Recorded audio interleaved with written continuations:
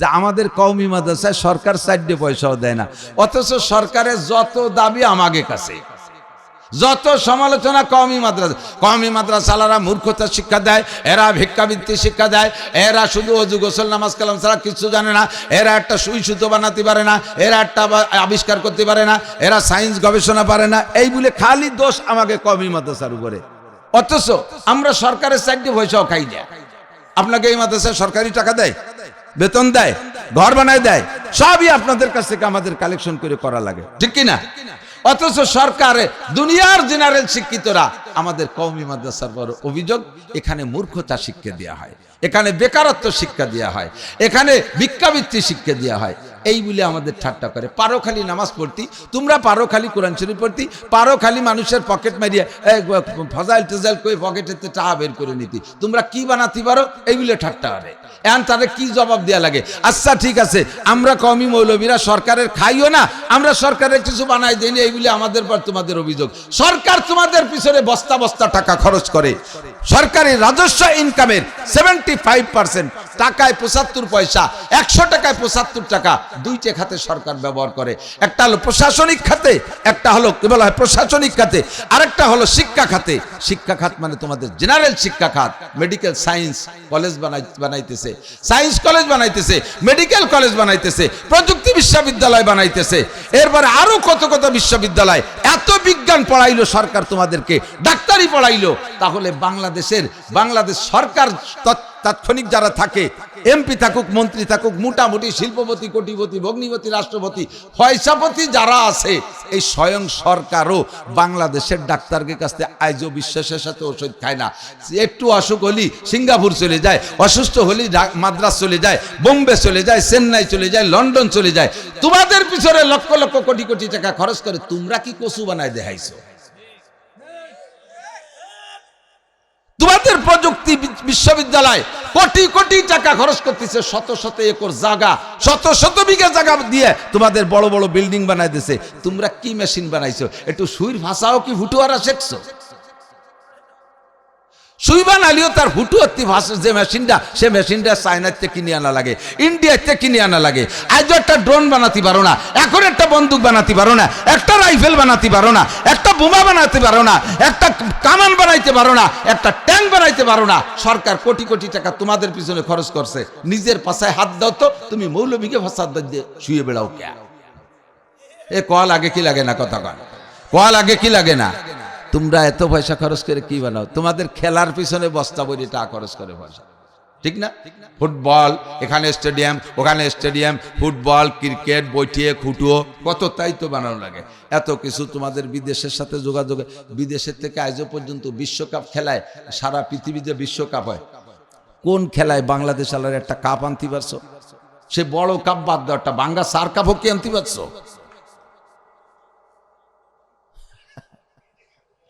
আমার মৌলবীকে টাকা দাও, আমার মৌলবীকে খেলার পিছনে সুযোগ যদি দেই, আল্লাহর রহমতে আমাদের মাদ্রাসার ছাত্রদের সাথে তোমরা স্কুল কলেজ আলার খেলিয়ে পারবা না। আমরা তোকে খেলতে দেই না, আটকায় রাহি, বান্দি সাইন্দে রাহি। তারপরও শুনি যে মাঝে মাঝে রুমি হঠাৎ করে ঢুকে দেই যে এই ইয়েরটা, ওই যে কি কয় যেন পুরস্কারেরটা ঝুলন হয়েছে, ওটা কি কেরেস কয়, এটা কি কয় যে হুজুর সাজি থুসনি, হুজুর হুজুর দিয়ে ফেলেছে সাজি থুসনি।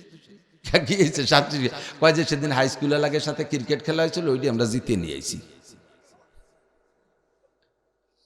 আমি যদিও খেলতে নিষেধ করি, তা জিতে আনছিস এই জন্য খুশি হলাম। যা যা ওই জিতিস, লাই তুলা তুই রেজের খেমছো খেমছি রেজের।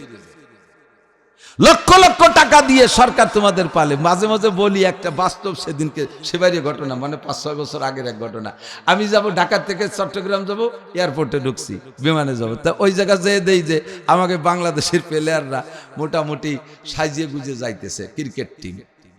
ওরা আমার তো সেডে বক্তা হিসেবে, ওরাও তো অশ্বনের সুযোগ সুবিধা দেখে সব দৌড়েছে, হুজুর দোয়া করেন, হুজুর দোয়া করেন, হুজুর মুসাফা করলাম। সব কজন সাথে কোন জায়গায় যাচ্ছ? কয় যে আমরা 3 দেশ টার্গেট করে যাচ্ছি, সেই বাংলাদেশের টাইগাররা যাচ্ছে।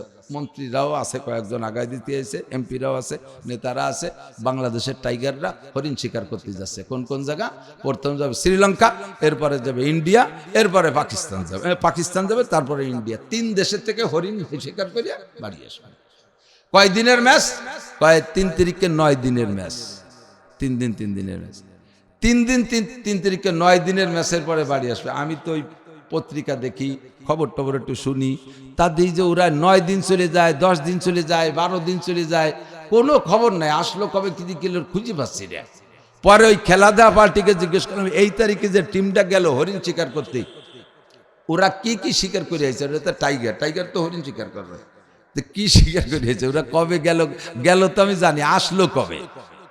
কয় যে ওই 3 দেশে হারিয়ে গেছে, পরে বসতে ভ্যানে টেনে চলে আইছে, মনে হয় কেউ টের পাইনি। তোমাদের এই কজনের পিছনে সরকারের ওই 9 দিনে কমপক্ষে 9 কোটি টাকা খরচ করছে, 9টা পয়সার কিচ্ছু আনতে পারো না। আর আমার মৌলভীকে ভিতরে সরকার 4 পয়সা খরচ করে না, আর ইরাকান বিজ্ঞান প্রযুক্তিতে কিছু বানাতে পারে না, তাই বলে ক্রিটিসাইজ করো।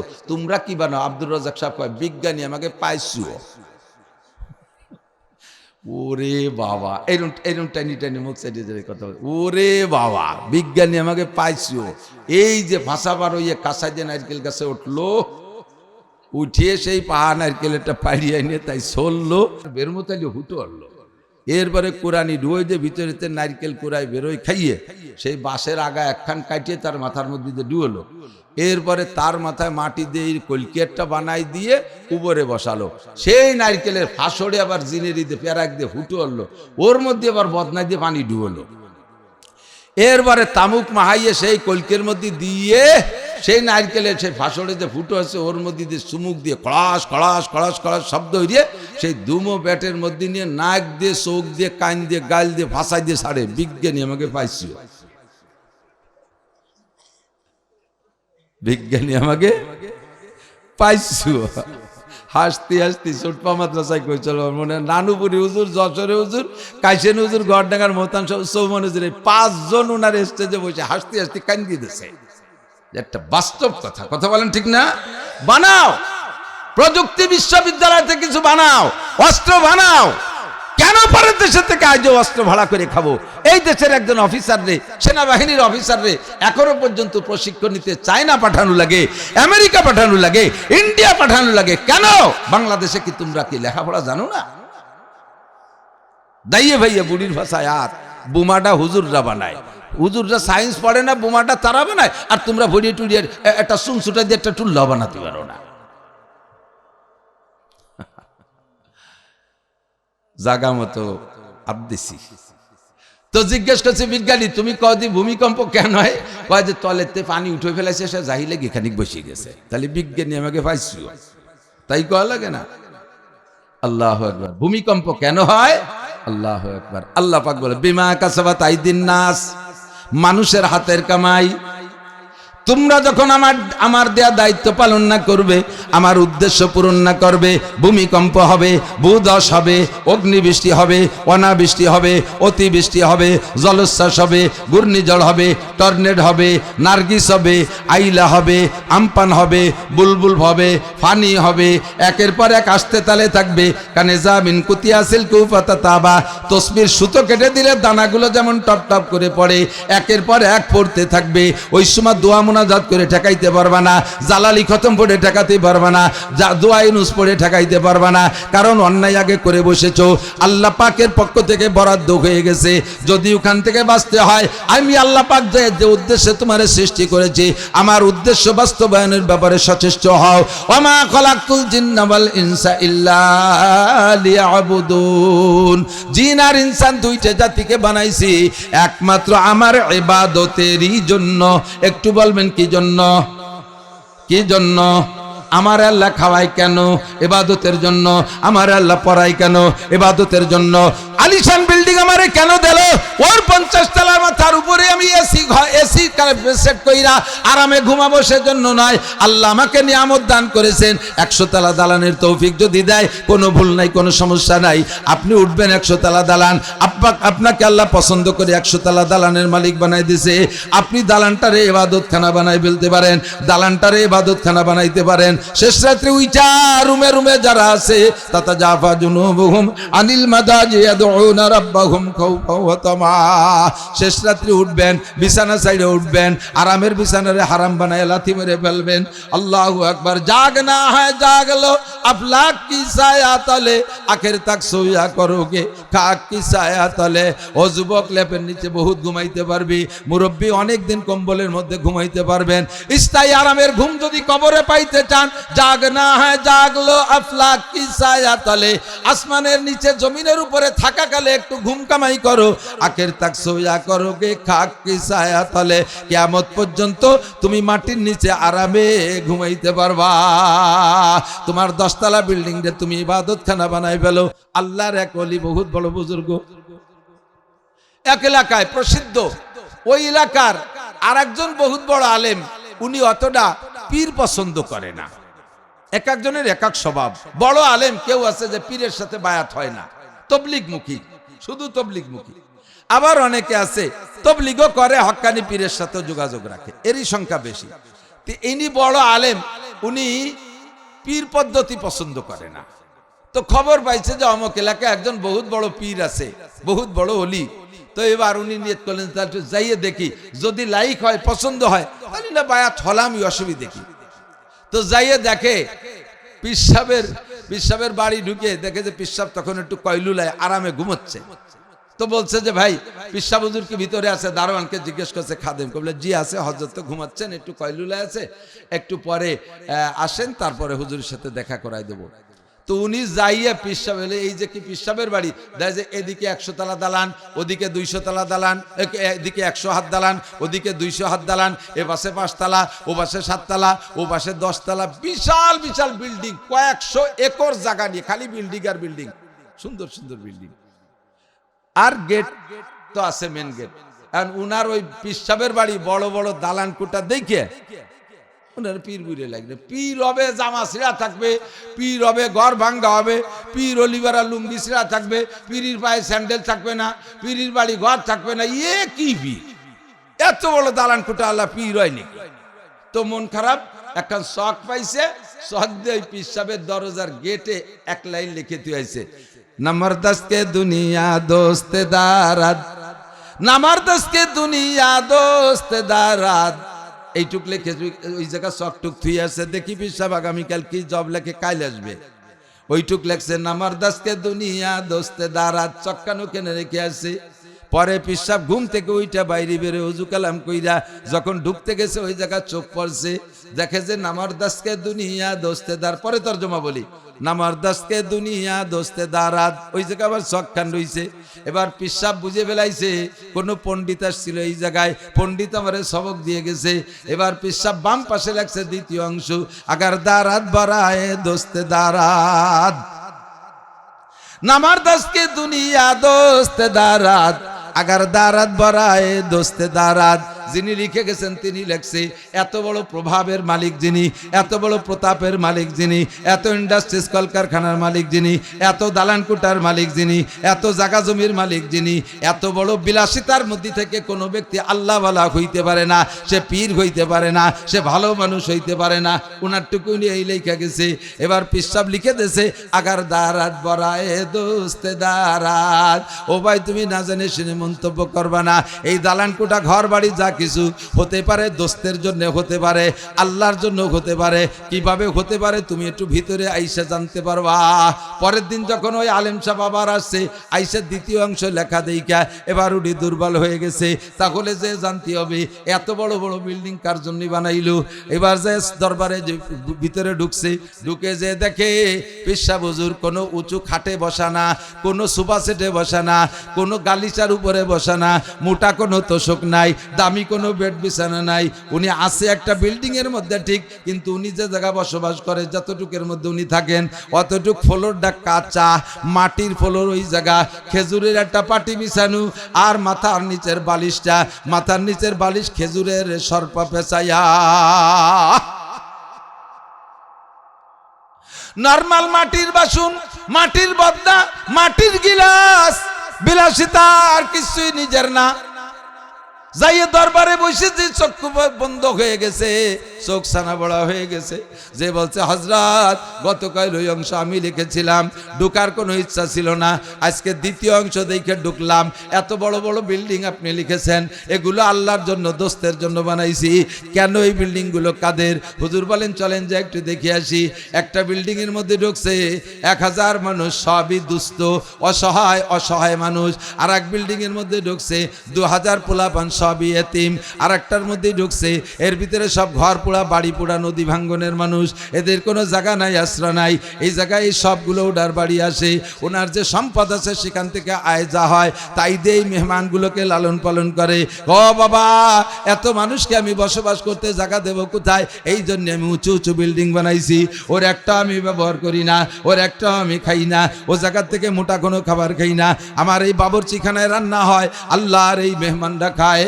আগার দারাত বড়ায় দোস্তে দারাত। বিশাল বিশাল বিল্ডিং দেখলেই আগেতে মন্তব্য খারাপ করবেন না। হুজুর মানুষ এত বড় দালান, হুজুর মানুষ এটা, হুজুর মানুষ ওটা। হতে পারে এর পিছনে অন্য কোনো উদ্দেশ্য আছে, এই ইনকামের টাকা অন্য কোনো ভালো জায়গা ব্যবহার হতে পারে, কি পারে না? দুটো তিনটে মাহফিল করে আমরা ছোট মানুষ একটু টুকিটাকি, আমাকে এত আজের দরকার কি? এক রাত্রি 3-4 টিপ মাইরি হুজুর টা তোই কোহানে বাড়ি যে দেয় হুজুরি বাড়ি দালান। ওরে বাবা, হুজুরি বাড়ি 3 তলা দালান। 3 তলা দালানের পিছনে কোনো হিকমত থাকতে পারে, আপনার মন্তব্য দরকার নাই। ইন্নাফাজার জন্য ইসমুন, অনেক সময় অনেক ধারণা গুনার দিকে নিয়ে যায়। ধারণার থেকে বাঁচবেন, নিজেকে নিজে বাঁচাবেন। কুধারণা মানুষের বাস্তব না যায় না, মানুষের প্রতি মন্তব্য করবেন না।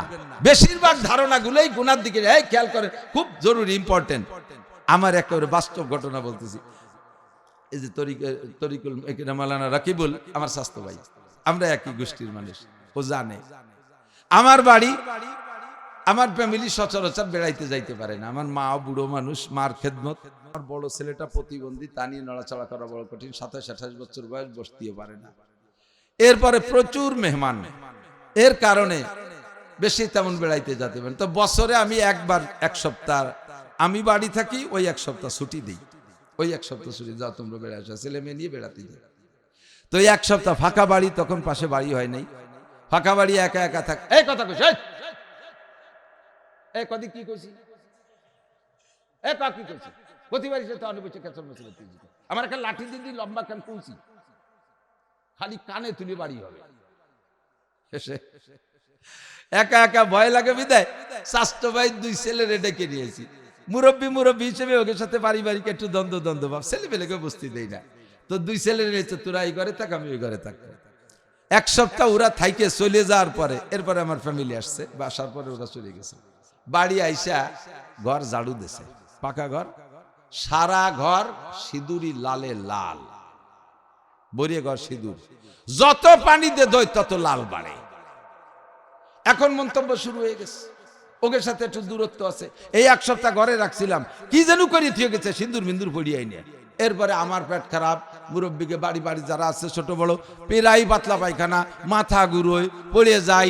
এরপরে গেলাম কবিরাজের কাছে, কবিরাজও সোহে একবারে সক্কা বান্ধা বলে দিল, আপনাদের ঘরে 1 সপ্তাহ 2টো ছেলে ছিল, ওরা অমুক জায়গা থেকে সিঁদুর ভরিয়ে এনেছে, শ্মশানের পোড়া মাটি নিয়ে ওই দিয়ে মিক্সার করে ঘরে রাখছে, আপনাদের বান মারি দিছে, আপনারা সর্বোচ্চ আর 1 সপ্তাহ বাঁচতে পারেন। একটা ফিরন দেন, কয় যে আর ফিরেনুর সময় নেই, ফিরেনুর বলে সময় নেই, এখন 1 সপ্তাহের মধ্যে মরিয়ে যাব। পেট খারাপ আর সারে না, সবাই হেরাম টেরাম বাঁধছে, মর্ম কলেমা টলেমা পড়ে ইবাদত বেশি করে রেডি হয়ে গেছি। আর মন্তব্য তো ওদের দিয়ে চলছে, কিন্তু বলার তো কায়দা নেই। সন্দেহ করেই বসে রয়েছি, শুরুই করছি সন্দেহ দিয়ে, শেষ ফিনিশিং কবিরাজও তাই কয়। দেশের যত কবিরাজ আছে ঠুয়ো কথা কয়, এ যে কিভাবে এরা সংগ্রহ করে আল্লাহই ভালো জানে, তাজা তাজা কথা। এরপরে ঘরের মধ্যে হঠাৎ ইন্দুর মারা গন্ধ। আমি এই ইন্দুর মারা গন্ধ তালাশ করতে গেছি মাছার উপরে, যে গোলাপরে ধান থুইছিলাম, তো ধান শেষ হয়ে গেছে, ওর ভিতরে ইঁদুর একটা মরিয়ে পয়সে গন্ধ হয়ে রয়েছে। এই ইঁদুর মারা বেরোতে যে কবিরাজি বের করছি, দেখলাম আমার ওই ঘরের স্কাটিং এ যে রং দিছিলাম, সেই রং দেওয়ার পরে একটুক ছিল, ওইটুক দিয়ে দিছিলাম মাছার পর, ওই ইন্দুরি সেই টুল্লারে হুটোরে তল দিয়ে ফেলাইছে, আর ও নিজে মরি রয়েছে। সেই জায়গায় সেই রং যত ঝাড়ু দেয় সারা ঘর ভরে মাখায়, যত ঝাড়ু দেয় সারা ঘর ভরে মাখায়। এখন কবিরাজি সব শেষ। যখন ওইটা বেরোয় আসছে আমরা সবাই সুস্থ, কোনো তাবিজ কবজ লাগিনি। ইন্না বাযাজ জান্নাহ ইসমুন, ইন্না বাযাজ জান্নাহ ইসমুন, কোন কোন ধারণা এরকম গুনার দিকে নিয়ে যায়। এই জন্যই বাস্তবকে কি বলা হয়, পর্যবেক্ষণ না করে, উদ্ঘাটন না করে কাহারও প্রতি কোনো মন্তব্য করেন না। এত বড় বিল্ডিং কেন বানালো, হুজুর এই গাড়ি কেন কিনলো, হুজুর এত টাকার মালিক কেন হলো, হুজুরির টাকা কোন জায়গা লাগে, কোন জায়গা লাগে একটু যাইয়ে দেখেন, একটু বাস্তবে ঢুকে দেখেন কোথায় ব্যবহার হচ্ছে। আপনি কোটি কোটি টাকার মালিক হবেন, কোনো দোষ নাই, ব্যবহার করে শুকর আদায় করবেন। ধন দৌলত দেনেওয়ালা কে? কুলিল্লাহুম্মা মালিকাল মুলকি তুতিল মুলকা মান তাশা ওয়া তানজিউল মুলকা মিম্মান তাশা ওয়া তুইজ্জু মান তাশা ওয়া তুযিল্লু মান তাশা বিয়াদিকাল খায়র ইন্নাকা আলা কুল্লি শাইইন কাদির। গাহগাদারা মুলকে বখশি গাহাসারা চৌগাদা আসবারায়ে নিমে নানে দরবদর হায়রা কুনি। নদীর কুল ভাঙ্গে ও কুল গড়ে, এই তো নদীর খেলা, সকাল বেলা ধনী রে তুই ফকির সন্ধ্যা বেলা। আল্লাহ সব করনেওয়ালা। কথা বলেন ঠিক কি ঠিক না? আপনার এই মাঠে 30 বছর আগে একটা জমিটা আজও সেই জায়গা আছে। 30 বছর আগে এই জমির মালিক ছিল একজন, আর ওই জমিতে একজনকে কিসের নিয়ে কাজ করাইতেন। ওই জমির মালিক ছিলেন একজন, আর একজনকে কিসের নিয়ে ওই জমিতে কাজ করাইতেন। ঘুরিয়ে দেখেন বা বহু দেখতে পারবেন, বহুত প্রমাণ আছে। 30 বছরের মাথায় যাইয়া এবার কিসেন জমির মালিক হয়ে গেছে, আর সেই মালিককে আল্লাহ ওই জমিনে কিসেন বেচায়। পারে কি পারে না? নেয়ামতের মালিককে। গাড়ি ব্যবহার করবেন বলেন আলহামদুলিল্লাহ, বাড়ি ব্যবহার করবেন আলহামদুলিল্লাহ, যত যা করেন কোনো দোষ নাই। আপনাকে আল্লাহ সব কিছু খেদমতের জন্য বানাইছে, আপনার জন্য। কিন্তু আল্লাহ পাক আপনার কাছে চাই মাত্র একটা জিনিস, সেটা হলো ইবাদত। একটু বলেন ইবাদত। জানতে চাইলাম আল্লাহ ইবাদত ইবাদত ইবাদত কতদিন করতে হবে, ইবাদত কতদিন করতে হবে? আল্লাহ পাক রব্বুল আলামিন বলেন ওয়াবুদ রাব্বাকা হাত্তা ইয়াতিয়াকাল ইয়াকিন। ওয়াবুদ রাব্বাকা, আমার দিক ওয়াবুদ রাব্বাকা হাত্তা ইয়াতিয়াকাল ইয়াকিন। তোমারে বানাইছে যেহেতু ইবাদতের জন্য। তুমি চেয়ারম্যান মেম্বার বানানো হওয়ার জন্য তোমারে বানাই নেই, এমপি মন্ত্রী হওয়ার জন্য তোমারে বানাই নেই, শিল্পপতি কোটিপতি হওয়ার জন্য তোমারে বানাই নেই, ডজন ডজন ছেলে মেয়ে প্রোটেকশন দিবা সেজন্য তোমারে বানানো হয় নাই, হাজার হাজার বিঘের জমির মালিক হবা এজন্য তোমারে বানানো হয় নাই, তোমার ইন্ডাস্ট্রিজ কলকারখানার মালিক হওয়ার জন্য তোমারে বানানো হয় নাই। ও বান্দা, তোমারে বানানো হয়েছে একমাত্র আমার ইবাদতেরই জন্য, আর কিছু করতে পারবা না। রব্বুল আলামিন ইবাদত করতে হবে কতক্ষণ? আল্লাহ কয় দিনের 24 ঘন্টা 24 ঘন্টা, ঘন্টার 60 মিনিটের 60 মিনিট, আরে মিনিটের 60 সেকেন্ডের 60 সেকেন্ড, সেকেন্ড থেকে নিয়ে মিনিট, মিনিট থেকে নিয়ে ঘন্টা, ঘন্টা থেকে নিয়ে তো দিনে দিনে দিনে দিনে দিন, এরপরে সপ্তাহের 7 দিনের 7 দিন, মাসের 30 দিনে 30 দিন, আরে বছরের 365 দিন, 70-80 বছরে 70-80 বছর। একটা মুহূর্ত ইবাদত ছাড়া থাকতে পারবা না, 24 ঘন্টা ইবাদত করিতে হইবে। কতদিন? আল্লাহ কয় ওয়াবুদ রাব্বাকা হাত্তা ইয়াতিয়াকাল ইয়াকিন। এক সিল্লে নামাজ কালাম পড়ে বাড়ি এসে রিটায়ার করবা তা না। গত রমজানে রোজা রাখছো, সামনে রমজানে রাখবা না তা না। গত বছর নামাজ পড়ছে এবার পড়বা না তা না। গত মাসে দস্তারখান বিছে খানা খাইছে এবার খাবা না তা না। আরে গত সপ্তাহে মেসাক করে ওযু বানাইছে এবার করবা না তা না। গত বছর সুন্নতি পোশাক পরছে এবার করবা না তা না। প্রত্যেকটা ইবাদত করবা হাত্তা ইয়াতিয়াকাল ইয়াকিন। ইয়াকিন আসার আগ পর্যন্ত, মরণ পর্যন্ত ইবাদত। একটু বলেন ইবাদত কতদিন? কথা কি বুঝছেন? ইবাদত কতদিন? মরার আগ পর্যন্ত ইবাদতের মধ্যে কোনো বিরতি, আর এর ভিতরে কোনো সুযোগ নাই, এর মধ্যে কোনো রিটায়ার্ড নাই, এর মধ্যে কোনো পেনশন নাই। আল্লাহু আকবার। একেবারে এক সাবালেগ হওয়া থেকে নিয়ে মরণকাল পর্যন্ত ইবাদত। রব্বুল আলামিন 24 ঘন্টা ইবাদত করবো তো দুনিয়ার এত কাজ করবো কিভাবে? বিয়েও তো তুমি করতে বলেছো, ইনকামও তুমি করতে বলেছো। সূরা জুমার মধ্যে আল্লাহ বলেন ফাইদা কুদিয়াতিস সালাতু ফান্তাশিরু ফিল আরদি ওয়াবতাগু মিন ফাদলিল্লাহ। কথাগুলো ধারাবাহিক মনে রাখবেন দোস্ত, একেবারে সহজ করে দেব। যেমন কঠিন মনে হচ্ছে তার চাইতে বেশি সহজ করে দেব ইনশাআল্লাহ। আমার করা লাগবে না, আল্লাহ কোরআনে সাজায় রেখেছেন। আল্লাহু আকবার। ইবাদত করব কতদিন? মরণ পর্যন্ত। রব্বুল আলামিন সূরা জুমা পড়ে দেখি, ওর মধ্যে তুমি বলছো ফাইজা কুদিয়াতিস সালাতু ফান্তাশিরু ফিল আরদি ওয়াবতাগু মিন ফাদলিল্লাহ। নামাজ পড়া হয়ে গেলে মসজিদের মধ্যে বসে খেজুরিয়া পিরিতির গল্প করো না, ওর মধ্যে বসে বসে সময় নষ্ট বেরো। নামাজ পড়া হয়েছে, জি আল্লাহ হয়েছে, তাহলে বসে রয়েছে কাবেরিও যাবো কোন জায়গা? যা ধান কাটতে যা। তুই ভ্যান চালাতে যা, তুই বাস চালাতে যা, নসিমন ড্রাইভার নসিমনে যা, দোকানদার দোকানে যা, এ পুলিশ তোমার ডিউটিতে যাও, আর্মি তোমার ডিউটিতে যাও, বিডিআর তোমার ডিউটিতে যাও, মাস্টার তুমি স্কুল কলেজে যাও, এ ছাত্ররা স্কুলে পড়তে যা, যারা যেখানে আছে সে সেখানে যা, যা অবতাগু ইলাইহে, আল্লাহর কাছে যে হালাল রুজি উপার্জন কর, তাড়াতাড়ি বেরো, মসজিদে বসে থাকা লাগবে না। আল্লাহ তুমি বললে 24 ঘন্টা ইবাদত, আবার তুমি দি বললে যে মসজিদে বেরোয় যা, তাড়াতাড়ি রিজিক কামাই কর। কামাই করতে গেলে তো 8 ঘন্টা লাগে, এখন ওই 8 ঘন্টা তো দুনিয়ার পিছনে চলে যাবে, আমি ইবাদত করবো কিভাবে 24 ঘন্টা? এরপরে আবার দেখলাম তুমি কইছো কুলু আশরাবু, না খাইয়ে শুধু 24 ঘন্টা ইবাদত করবা, খাবা না তা না, কুলু আশরাবু, খাও পান করো, খাবা, আল্লাহর দেয়া নিয়ামত তুমি খাবা, আল্লাহর দেয়া নিয়ামত তুমি পান করবা। আল্লাহ খাইতে পান করতে গেলে ডেলি রান্না করতে 3 ঘন্টা লাগে, খাইতে বসলে আর 3 ঘন্টা 6 ঘন্টা, 8 আর 6 14 ঘন্টা চলে গেল। এরপরে তুমি আবার বলেছো ওয়াজালনা নাওমাকুম সুবাতা, এদিক এদিক বোঝেন কি সুন্দর কথা, ওয়াজালনা নাওমাকুম সুবাতা, 8 ঘন্টা পরিশ্রম করার পরে ক্লান্ত হয়ে যাবা, এই ক্লান্তি দূর করার জন্য দুনিয়ার কোনো মেডিসিন লাগবে না, তোমারে আমি সুন্দর একটা মেডিসিন দিছি, রাতের বেলা ঈশার নামাজ পড়ে ঘুমিয়ে যাবা, পাক্কা 8 ঘন্টা ঘুমাবা, 8 ঘন্টা ঘুমাবা, ফজরের নামাজ উঠে জামাতে পড়বা, এই 8 ঘন্টা ঘুমাইলে ওয়াজালনা নাওমাকুম সুবাতা, সারাদিনের সব পরিশ্রম ক্লান্তি দূর হয়ে যাবে, এই 8টা ঘন্টা ঘুমাবা, ওদিকে গেছে 14 ঘন্টা, এদিকে চলে গেল 8 ঘন্টা, 14 আর 8 22 ঘন্টা চলে গেল। এরপরে তো পেশাব পায়খানা আছে, এরপরে তো আরো কত কাজ আছে, বহু কাজ রয়েছে। আল্লাহ 24 ঘন্টা ইবাদত করব কিভাবে? দুনিয়ার কাজ তোমার দেওয়া শিডিউল অনুযায়ী দুনিয়ার করতে গেলে, কাজ করতে গেলেই তো 24 ঘন্টা হয় না, আবার ইবাদত করব কিভাবে? সহজে বইলা দাও। আল্লাহ পাক রব্বুল আলামিন বলেন, বান্দা লা ইউকাল্লিফুল্লাহু নাফসান ইল্লা উসাহা, তুমি তাহলে মনে করতেছো আমি আল্লাহ তোমার সাধ্যের বাইরে প্রেসার দিয়েছি, চাপ দিয়েছি? আদৌ না, আমি মানুষকে শক্তির বাইরে করে হুকুম করি না, আমি যাহা বলি সব জায়গায় সাধ্যের মধ্যে আছে, আমি এখানে সহজ পথ ব্যবহার বের করে দিচ্ছি। আমার দিক তাকান, আল্লাহকে ইবাদত করতে তোমারে বলি না, ঘর সংসার সব ছাইড়ে দিয়ে তুমি ইবাদতের মধ্যে পড়ে থাকবা। তোমার জন্য সহজ বুদ্ধি পরামর্শ হলো মা তাকুমুর রাসূলু ফাকুযুহু ওয়া মা নাহাকুম আনহু ফান্তাহু। আমার দিক তাকান, আল্লাহ কয় মা তাকুমুর রাসূলু ফাকুযু ওয়া মা নাহাকুম আনহু ফান্তাহু। ইবাদত প্রত্যেকটা কাজের মধ্যে দেখবা, প্রত্যেকটা কাজ, অল এভরিথিং, সারা রাত বললে শেষ হবে না, বছর ভরে বললে শেষ হবে না, 2-4টা উদাহরণ দেব। প্রত্যেকটা কাজের মধ্যে দেখবা 2টা দিক আছে, বলো ইবাদত, বলো নামাজ, বলো রোজা, বলো হজ, বলো যাকাত, বলো তিলাওয়াত, এই প্রত্যেকটা এর মধ্যে 2টা দিক আছে। বলো ব্যবসা, বলো কি বলা হয় খানা দানা, বলো সংসার ক্ষেত খামার, প্রত্যেকটার মধ্যে 2টা দিক আছে। কি কি দিক? অর্ধেক বৈধ আর অর্ধেক অবৈধ। অজের জায়গায় চলে আসছে আমার দিক তাকান।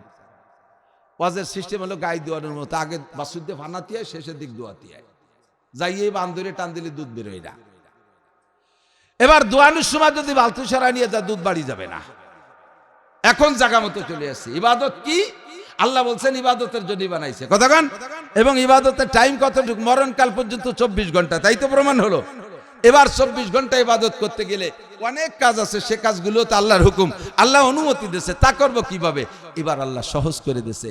যত কাজ আছে তোমার জিন্দেগির, যত কাজ আছে সমস্ত কাজকে ইবাদত বানাই ফেলবা। সিস্টেম কি? প্রত্যেকটা কাজের মধ্যে আল্লাহর হুকুম আর নবীর তরিকা আছে, আর আল্লাহর হুকুম আর নবীর তরিকার খিলাফও আছে। তুমি যদি খিলাফটা বাদ দিয়ে আল্লাহ আল্লাহ রসুলের মত মতো কাজ করো, তাহলে দুনিয়ার যে কাজটা করবা সেই কাজ ইবাদত। যুবকরা খেয়াল করো, যারা স্কুল কলেজ ইউনিভার্সিটিতে পড়ছো, ভুল বুঝবা না, আমি তোমাদের ও জায়গায় সমালোচনা করলে এদিকে নিয়ে আসতেছি।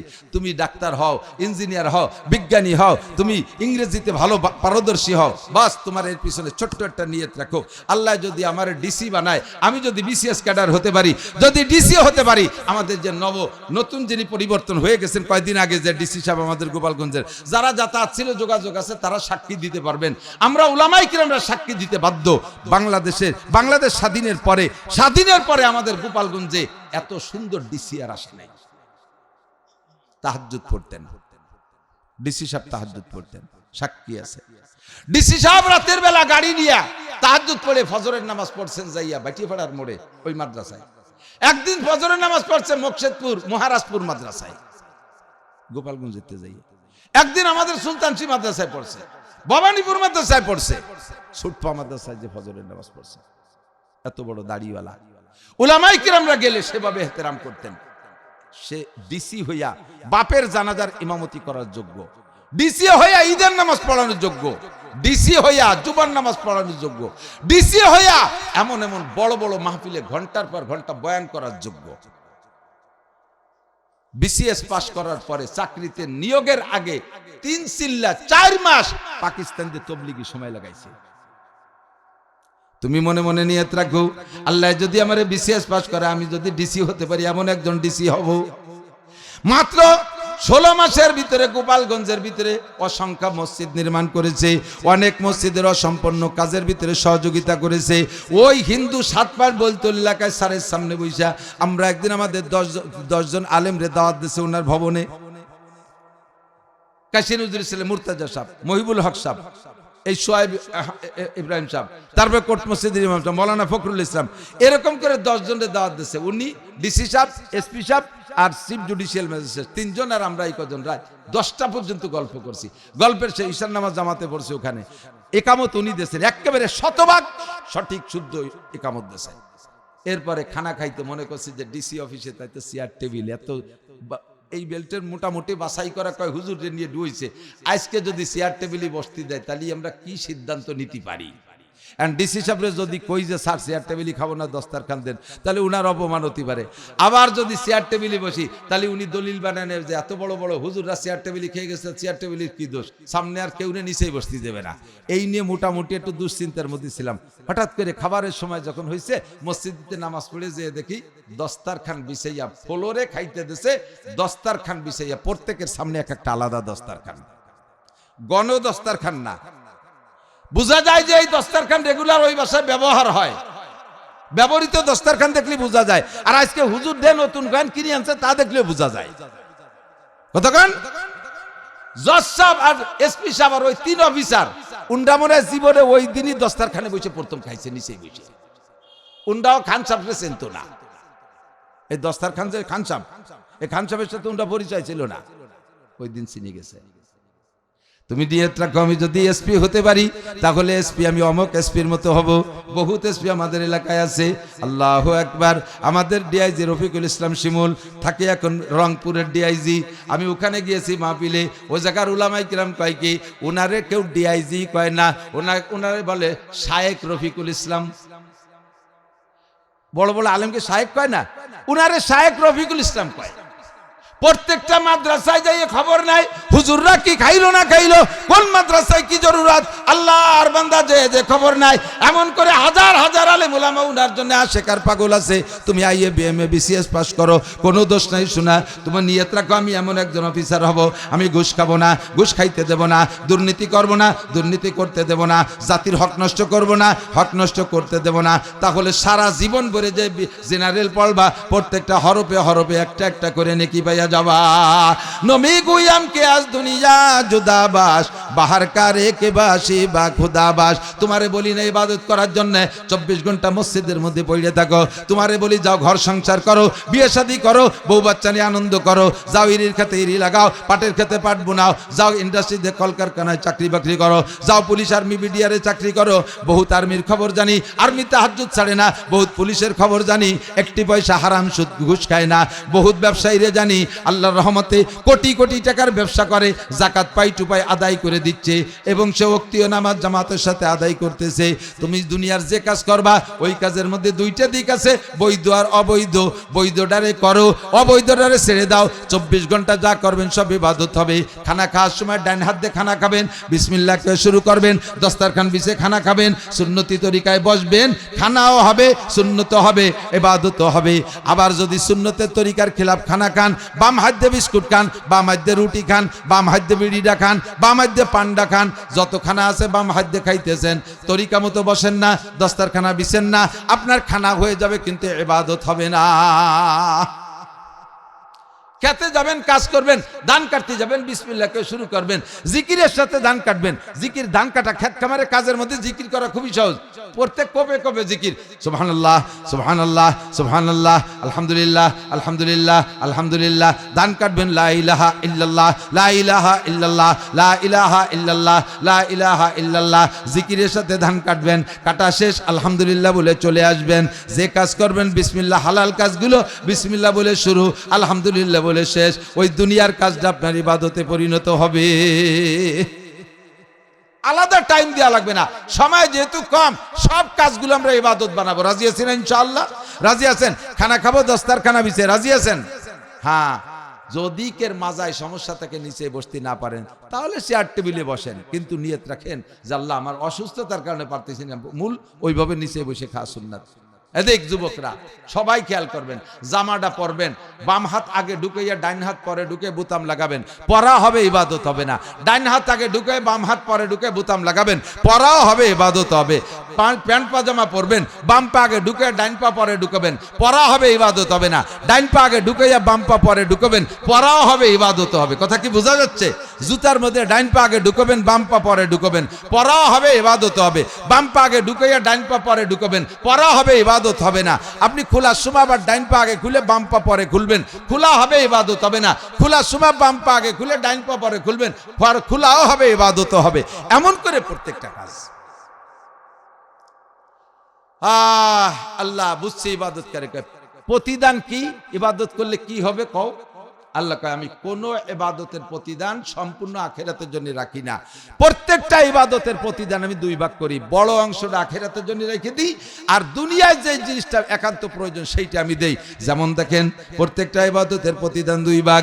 মানে হাফাজা আলা সাহেব, যুবকরা আমার দিক তাকাও, চাকরি পাও না, ব্যবসা পাও না, কর্ম পাও না, সরকারের পিছনে পিছনে গরনি, তাদের 5 লাখ 7 লাখ টাকা ঘুষ দিয়ে পিছনে পিছনে দৌড়াও, কিছুদিন পর টাকাও মার যায়, চাকরিও পাও না, আল্লাহ রুজির বরকত দেবে। নবী পাক বলেন মানে হাফাজা আলা সালাওয়াত, যে ব্যক্তি 5 ওয়াক্ত নামাজ পড়ে, আকরামাহুল্লাহু বিখামসি কিসাল, আল্লাহ তারে 5টি পুরস্কার দেয়। 4টি পুরস্কার মরার পরে একটা পুরস্কার দুনিয়ায়, সেইটা হলো ইরফান হুজিকুল আইশ। নামাজি ব্যক্তিকে আল্লাহ পাক দুনিয়ায় কখনো অভাব দেয় না। যেই ব্যক্তি হজ করে, আল্লাহ তাআলা তাকে হজ্জে মাবরুরের বিনিময়ে একমাত্র জান্নাতি রেখেছেন। আর হাদিসে আছে আল্লাহর নবী বলেন, যেই ব্যক্তি হালাল টাকা দিয়ে হজ করে, ওই লোকটার জীবদ্দশায় দুনিয়ায় কোনোদিন অভাব হয় না। যে লোকটা যাকাত দেয়, আখিরাতে মোটা প্রতিদান। যাকাতের বিনিময়ে নবী পাক বলেন যাকাত ইউনমিল মাল, যাকাত দিলে দুনিয়ায় মাল বাইরে যায়। রমজানের রোজা রাখে, আখিরাতে পাবো আল্লাহ পাক রব্বুল আলামিন সমস্ত রোজাদারের মুখে উঠাই খানা খাওয়াবে। জোরে কন্না সুবহানাল্লাহ। এটা হলো আখিরাতের পাওনা।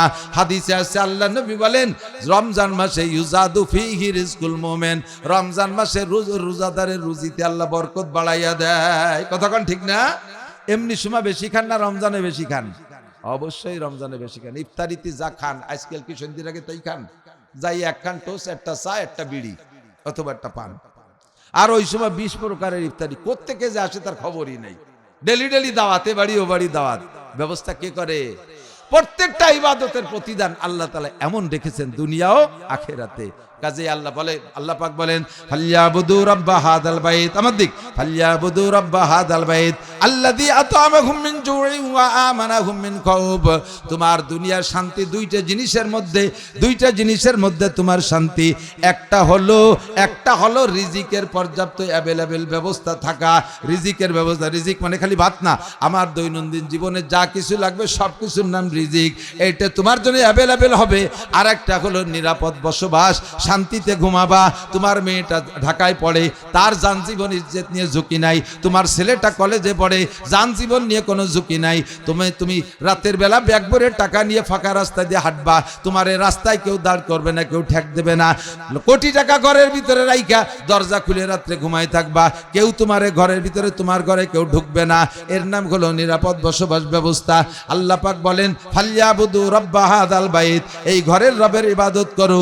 আল্লাযী আত'আমাহুম মিন জু, যে আল্লাহ তোমার সব ক্ষুধা দূর করে দেবে। ওয়া আমানাহুম মিন খাউফ, এবং নিরাপদে বসবাসের ব্যবস্থা করে দেবে একমাত্র ইবাদতের বিনিময়। ধরে বলেন কি? কাজেই ইবাদত করলে দুনিয়ায়ও লস নাই, আখিরাতেও লস নাই, দুনিয়ায়ও লস নাই। যে ব্যক্তি ইবাদত বন্দেগী করে, ভালোভাবে চলে, বলেন তার সম্মান সমাজে আছে না নাই? আছে না নাই? যে লোকটা দাড়ি রাখে সেই লোকটারে যে সম্মান মানুষে দেয়, দাড়ি কাটা মানুষে সে সম্মান দেয় না। একজন দাড়িওয়ালা একজন দাড়ি কাটা একসাথে যেয়ে দেখেন, ও জায়গা যদি বসার ব্যবস্থা কম থাকে, তাহলে দাড়িওয়ালা যে তার বয়স কম, তারে চাচা কইয়ে বসায়, চাচা আপনি বসেন, চাচা আপনি বসেন। দাড়ি যে কাটছে তার বয়স বেশি, তারে ছেলে পেলে নামি দাঁড়াও, তোমরা নিচেই বসো। ওদিকে যে দুইজন গেছে একসাথে, তারা তো জানে মেয়ের বয়স হয়েছে 25 বছর বড়, উনারে আমি নিচে বসাই কি রে। কিন্তু পরিবেশে তো তা কয় না, পরিবেশে 50 বছরের ডাইরে খুকামনে ওই খেজুরি বাটিতে বসতে দিতেছে, আর 25 বছরের যে মুরব্বী চেয়ারে বসতে দিতেছে। নগদে পার্থক্য আছে না নাই? আছে। স্কুলে এই ছেলেরা বলো, স্কুলে যেই ছেলেগুলো নামাজ পড়ে আর ভদ্রতার সাথে চলে, বেনামাজি ছাত্র শিক্ষকরাও তারে সম্মান করে কি করে না? কথা বলেন করে। ইবাদতের প্রতিদান এমনই করে। গাড়িতে ড্রাইভার দেখবেন, যেই ড্রাইভারের মাথায় গাড়ির ড্রাইভার, আমাদের পরিবহন অনেক আছে, গাড়ির ড্রাইভারের মাথায় যদি টুপি থাকে আর দাড়ি থাকে, আমার তো বিশেষ করে আমার মনের অবস্থা খুবই সাহসী হয়ে যায় যে নিশ্চয় এই লোকটা নাপাক অবস্থায় গাড়িতে না। বহু ড্রাইভার আছে রাতের বেলা স্টেশনে থাকে, নানান প্রকার অন্যায় করে, গোসল পর্যন্ত ফরজ হয়ে গেছে, ফরজ গোসল আদায় না করে উঠে গাড়ির স্টার্টিং ধরে। তার কিসের দোয়া কালাম, তার কারণে পুরো গাড়ির উপরে বিপদ এসে পড়তে পারে। আর যেই লোকটা টুপি মাথায় দিয়ে নামাজ পড়ে সুন্দর করে দাড়িওয়ালার স্টার্টিং এ বসে আছে ড্রাইভিং সিটে, দেখলেই মনটার মধ্যে ভালো লাগে, না গাড়িটা আশা করি নিরাপদে গন্তব্যে পৌঁছবে। ঠিক কি ঠিক না? কাজে ইবাদত করনেওয়ালার মধ্যে বাস্তবিকভাবে মানুষেরও যেমন আস্থা, আল্লাহ পাকের এরকম আস্থা তৈরি হয়ে যায়। আল্লাহ পাক আমাদের ইবাদত করে তৌফিক দান করেন। এবার জিজ্ঞেস করলাম আল্লাহ ইবাদতের কোয়ালিটি কেমন? আল্লাহ পাক বলেন ওমা উমিরু ইল্লা লিয়াবুদুল্লাহ মুখলিসিনা লাহুদ্দিন। ইবাদতটা হইতে হবে একেবারে ফ্রেশ, নির্ভেজাল পরিষ্কার পরিচ্ছন্ন ইবাদত হবে একমাত্র কার জন্য? নামাজ কার জন্য? রোজা কার জন্য? দাড়ি রাখলো কার জন্য? জিজ্ঞেস করছে আপনি তো দাড়ি রাখতেন না, ইদানিং যে দাড়ি রাখছেন, এই বয়সে দাড়ি না রাখলে মানসি কি কয়? তাহলে এই যে দাড়ি রাখছে, এই দাড়ি কি আল্লাহর জন্য? কার জন্য? মানসির জন্য রাখছে। আপনি তো নামাজ পড়তেন না, মসজিদে দেই বিটি গেজালায় বাড়ি ধার কায়দা আছে নাকি? তাহলে এই যে নামাজ পড়তেছে ইবাদত, এটা কি আল্লাহর জ্বালায় না বিটিকে জ্বালায়? এই ইবাদত না, এই ইবাদতের মধ্যে ভেজাল হয়ে গেছে। কথা কন। হজ করে আসার পরে পোস্টারে এই জায়গা আল হাজ লেখে নাই, খালি খালেক মোল্লা লেখছে। আবার নামে মিলে গেলে আবার ঝামেলা অনেক সময়। শুধু আব্দুল খালেক মোল্লা লেখছে, আল হাজ লেখে নাই। রাগেতে ধৈর্য পথ করে যায়, আমি এখানকার সভাপতি হওয়ার যোগ্য না। এই বছর 9 লাখ টাকা দিয়ে হজ করে আসছি, কয় টাকা লাগতো? টাকা আমি দিতাম। আমার শুরুতে আলহাজ লেখে নাই। চেয়ারে বসা যায়? তাহলে তুমি হজ করছো কি পোস্টারে আলহাজ লেখানোর জন্য? এইটাই এই হজ আল্লাহর জন্য হয় নাই। এই হজের মধ্যে ভেজাল আছে। কথা কান। তবলিগে 3 গুল্লি দিয়ে আইসেই আমির সাহেব সাজছে, দেশের মৌলবীকে পাত্তা দেয় না। কথা কান। হুজুর গেলে আগে কোন সাগে, ও খালি মাদ্রাসায় তাই পরের ভাতে বেগুন যে খায়, 4 তলা টিফিন কারি পাঠায় দেয়, ভরিয়ে দেয়, গাদায় খাইয়ে বসে এই পোলা পানি নারামিচরে। এরা দিনের কোনো কাজ করতেছে না, দাওয়াতের কোনো কাজ করতেছে না। ও বাড়ি দাওয়াতের কাজ করতেছে। বেকারি বিস্কুট পাউরুটির বেকারি আছে না, বেকারির ভিতরে বিস্কুট পাউরুটি বানায় যারা, একেবারে টেকনিশিয়ান, তাই তো? এই টেকনিশিয়ানরা ওখানে মাল বানায়। ঔষধ কারখানার ভিতরে বিশাল কি বলে ডাক্তাররা আছে, তারা তারপরে ঔষধ বানায়, ওকে কি কয়? কেমিস্ট। এই কেমিস্ট ডাক্তাররা ঔষধ বানায়, তাদের এক একজনের বেতন 3 লাখ 4 লাখ 5 লাখ টাকা। কিছুক্ষণের ভিতরে ঔষধ বানায় টানায় দিয়ে তারা আরামসে যাই আরামে এসি বিল্ডিং এর মধ্যে ঘুমায়। আর উন্ডা যে ঔষধ বানায় দেয়, তাই এই যে দোকানে ফেরিয়ে বেড়ায় একদল, তাই না? Delivery man. এই ডেলিভারি ম্যানরা কত বিপদের সম্মুখীন। টাকা দেয় না, তাকে সাথে মারামারি বাঁধতে যায়, রোদ বৃষ্টি খরা সবকিছু তাদের ভিটির মধ্যে যায়। কত সময় ব্যান প্রাইন পায় না, আটা লাগে, কত সময় চোর ডাকাতির মোকাবেলা করা লাগে। এখন মাঠে কাজ করতেছে ইন্দ্রা, আর ওই কেমিস্ট বিজ্ঞানীরা তারাও হেনে বসে ওষুধ বানায়।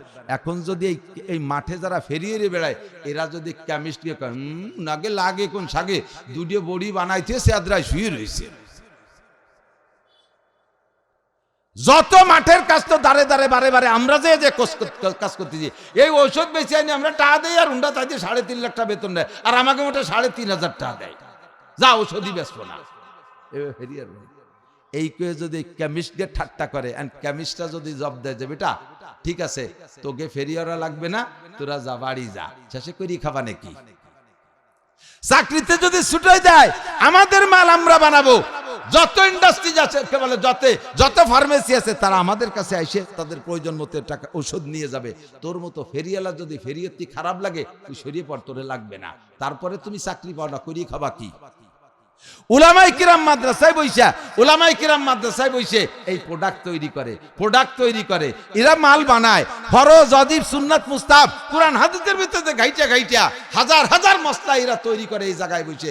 তোমাকে একটু দিছি যে 6 উসুল ফেরিয়ে বেড়াও, যা একটু 6 উসুলের মাল কটা বেশি আসো, তাতে কয় গুল্লি দিয়ে বেশি আসে। যদি তুমি এই কেমিস্ট্রির সম্পর্কে সমালোচনা, দুটো ট্যাবলেট বানাইছি তো শুয়ে দেয়, আর 4 টিফিন কারি ফাটাই দেয়, আমরা এই বইরে খাবার দেয়, ওনাকে লাগে কোন শাকে।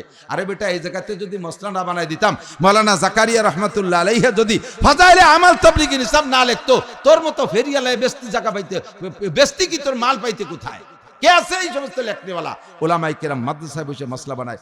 ভুল মোটে বুঝবেন না। ওলামায়ে কেরাম যদি মাদ্রাসা নিয়ে না থাকতো, তাহলে সহি ধর্ম এই দুনিয়ায় থাকতো না। শুধু তাবলীগদের ধর্ম ধরে রাখা যাইতো না, শুধু পীর মুরিদের ধর্ম ধরে রাখা যাইতো না। ওলামায়ে কেরাম কোরআন হাদিস নিয়ে না খাইয়ে পেটে পাথর বেঁধে, আমি সব কিছু পারি, আমি ভ্যান চালাইতে পারি, আমার ভ্যানও আছে, আমি বাইসাইকেল চালাতে পারি, আমার বাইসাইকেল আছে, আমার 6 কান কাঁচি আছে, আমার 4 কান কুদাল আছে, 10টা জুড়ি আমি 12 মাস কাল বানায় রাখি, আমি মাটি খেত খামার সব করতে পারি, ভ্যান অটো সব চালাইতে পারি। আমি সব বাদ দিয়ে তুইয়ে এই মাঠে ময়দানে চিল্লি পাল্লা করে বেড়াচ্ছি, না খাইয়ে এত কষ্ট করে বেড়াচ্ছি কি জন্যে? আপনি পারেন ব্যবসা করতে, আমি পারি না। আপনি পারেন এই খেত খামার করতে, আমি পারি না। আপনার যে মেধা আছে তাই দিয়ে আপনি ইন্ডাস্ট্রিজের মালিক হলেন, আমার মেধাতে একটুও কম নাই। আমি জিন্দেগিতে ক্লাসে সেকেন্ড হই নাই, সারা জীবন ধরে ফার্স্ট হয়েছি, বোর্ডে 1 নম্বর স্ট্যান্ড করে। আমার এই মেধারে কাজে লাগালে আমিও শিল্পপতি হতে পারতাম। সবকিছু বিসর্জন দিয়ে এখানে এসে সারাটা জীবন কাটাই দিলাম না খাইয়ে কষ্ট করে। আর আপনি সবকিছু ঠিক রাখলেন, ব্যবসা ঠিক আছে, চাকরি ঠিক আছে, খেত খামার সব ঠিক আছে, ফাঁকে ফাঁকে একটু কয়টা ট্যাবলেট বেশি বেড়াইছেন, আমাকে বানাই দিয়া ট্যাবলেট, আর সেই উলামায়ে কেরামের ঠাট্টা বৈট করে শুরু করেন। এই জন্য জবান কন্ট্রোল করেন। আমি আপনারে সাবাস দেই, আল্লাহ আপনারে দিনের কাজে লাগাইছে, আমি আপনারে থ্যাংক ইউ দেবো। আহা, আগে পুলিশ ছিল, রিটায়ার্ডের পরে কাজে লাগছে। আহা, আগে মাস্টার ছিল, রিটায়ার্ডের পরে এইভাবে তবলিগি কাজে লাগছে। আল্লাহ আপনারে কবুল করছে, আমি আপনারে থ্যাংক ইউ দেবো, পিঠে হাত মালিশ করবো, যদি আপনি আমাকে সম্মান করেন, যদি আপনি আমাকে বড় জানেন। আর আপনি আমারে বলবেন মৌলবী লাগে কোন শাকে, তাহলে বলবো মিয়া 30 বছর চাকরি করিয়ে ঘুষ খাইয়ে বস্তা ভরিয়ে গাদি দিয়ে থুইয়ে বুড়ো কালে মক্কা দিয়ে একটা গুল্লি দিয়ে 3 চিল্লে দিয়ে এসে তুমি সুবি সাপ সাজছো, তখনই আমার আর আপনার মধ্যে দ্বন্দ্ব শুরু হয়ে যাবে। কতক্ষণ আপনাকে বিব্রত রহিতে আসে নাই কেহ অবনি পারে, সকলের তরে সকলে মোরা, প্রত্যেকে মোরা পরের তরে। পীরির কাছে মুরিদ হইয়া আইসা দিকে 3 চিল্লে দিয়ে আইসা এলাকায় আমি সব সাইজে বসে থাকে, এগুলো সব এবার কি বলা ইখলাসের পরিপন্থী, এগুলো সব ইখলাসের পরিপন্থী। তবলিগ করব কার জন্য? পীরের কাছে মুরিদ হব কার জন্য? তাহাজ্জুদ ইশরাক চাষ পড়ব কার জন্য? মাসিক সব গুজারি করব কার জন্য? সামনে যদি ধর্মীয় রাজনীতি আসে তাও করব কার জন্য? একটু মুখে বলেন কার জন্য? আল্লাহরই জন্য করব। ঠিক আছে না?